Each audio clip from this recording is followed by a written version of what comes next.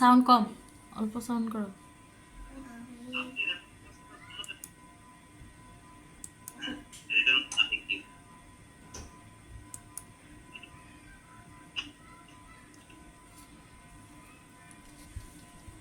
আচ্ছা, এখানে অডিওটা কিছু প্লে করলে এখানে কিছু অ্যানালাইজ হবে, বুঝছেন?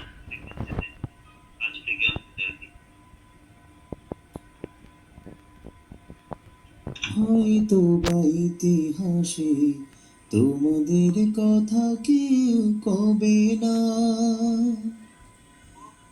বড় বড় লোকেদের ভিড়ে।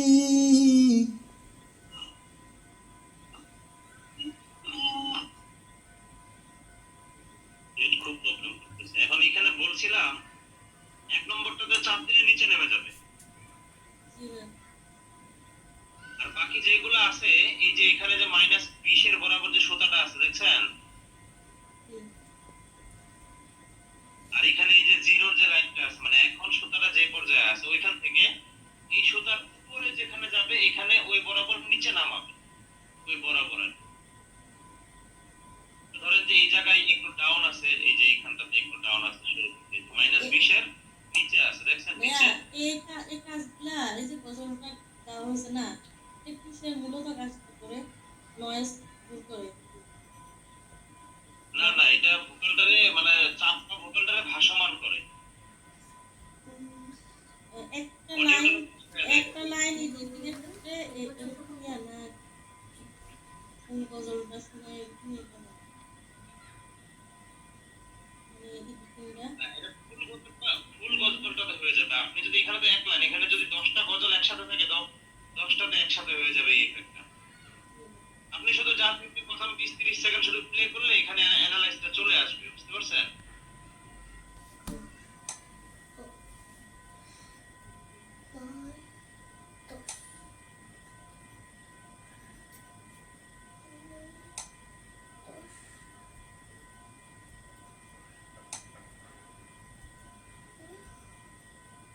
এটা কি গজলের লাইনটা মাথায় রাখে এগুলো করতে হয় নাকি?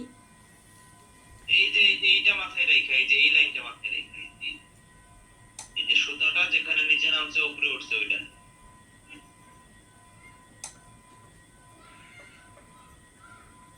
এই যে দেখেন এই যে -20 বরাবর একটা সোজা লাইন আছে দেখছেন, এই যে ডান থেকে বামে দেখছেন সাদা -20 দেখতেছেন, -20 এই যে এটা।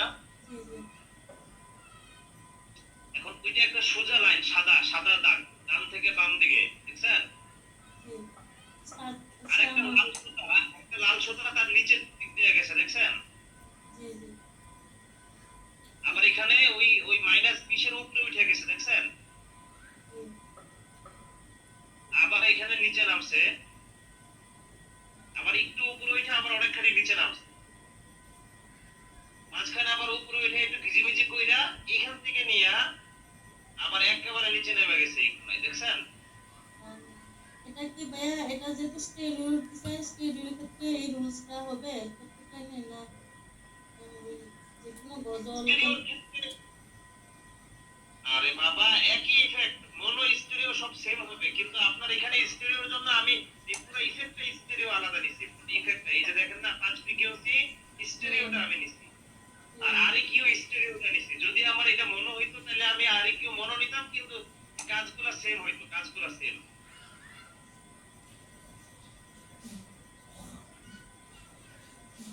মানে কোনো শিল্পী তো কণ্ঠটা একদম দেওয়ার সময় এটা কি চেঞ্জ করবে কণ্ঠটা? কন্ট্রোলটা হাইলাইট করবে, কন্ট্রোলটা আপনার, আপনি এখানে বুঝেন না, এই যে দেখেন দেখেন ইফেক্টটা ছাড়া, এই যে এই কোণার বাটনটা বন্ধ করে দিলে ইফেক্ট ছাড়া প্লে হবে দেখেন। হয়তো বা ইতিহাসে তোমাদের প্রথম তো এই জন্য একটু ভুলে যেতেছে। এখন এটা রটা শুনলেন, এখন এখন ইফেক্ট সহ শুনেন। হয়তো বা ইতিহাসে তোমাদের কথা কেউ কবে না।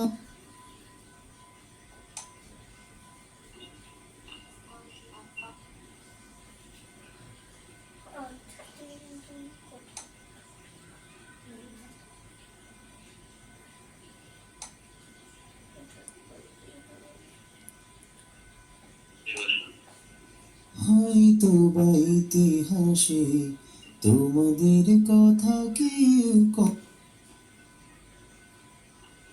শুনছেন? জি। ও এই ডান পাশের যে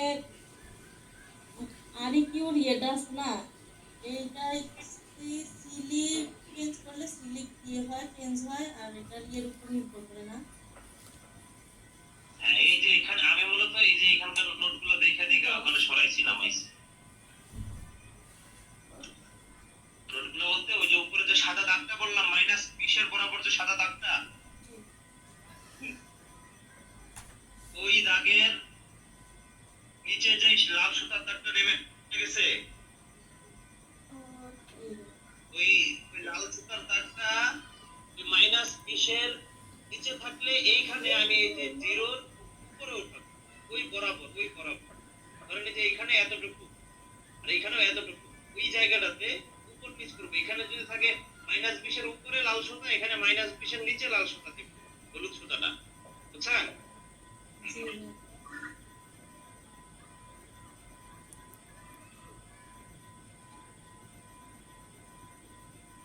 আচ্ছা ভাই, আপনি আগে যান, ইনশাল্লাহ বুঝবো। আমার একটা ফোন আপনার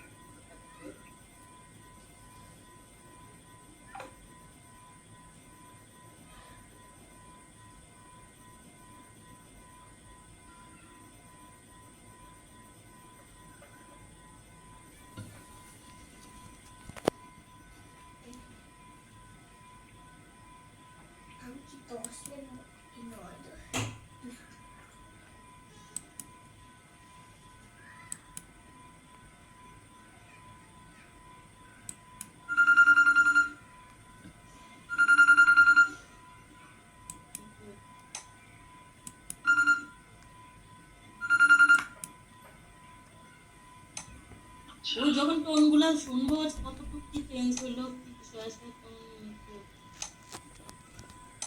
ভোকালটা মূলত আমরা যখন ভোকালটা দিই তখন ভোকালটা অনেক ডাউন থাকে, অনেক লো স্কেল থাকে। মানে ডাউন বলতে ভোকালটা থাকে এরকম, হয়তো বা ইতিহাসে, পরে এটাকে বাড়াইতে হয় হয়তো বা ইতিহাসে গিয়ে এরকম করে ভোকালটাকে ভাসমান করতে হয়। আচ্ছা, পরবর্তী ইফেক্ট অপশনে আর তো কোনো ইফেক্টের কাজ দেখাই নাই না?